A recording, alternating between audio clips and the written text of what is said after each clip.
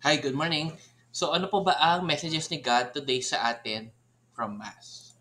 So number one, choose love and follow Him. So as long as we choose to love others or as long as we choose love, pina-follow rin natin si God. So dapat gumawa po tayo ng kabutihan sa kapwa natin lagi and lagi po natin isipin na ang totoong pagmamahal is wala pong hinihinging kapalit. Next is love is our redemption. So ang ating redemption pala is loving one another and loving others. Number three, loving and following Him is a daily choice. So, ang pag-follow natin kay Jesus araw-araw or pag-love natin sa Kanya is align sa mga choices po natin daily, sa mga ginagawa po natin, and sa mga gusto po natin gawin sa ating buhay.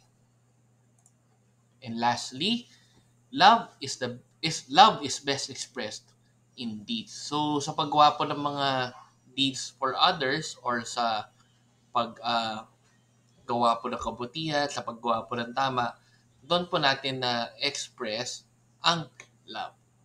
Ayan. So, let's end again with a simple prayer. In the name of Father, Son, and Spirit. Amen. Lord, sana po ay tulungan niyo po kami na magawa po ko ang tamang way ng love at pag-love po sa kapwa po namin. Maraming salamat po na may choice po kami dito and maraming salamat po sa pagturo po ninyo sa amin ng totoo pong pagmamahal.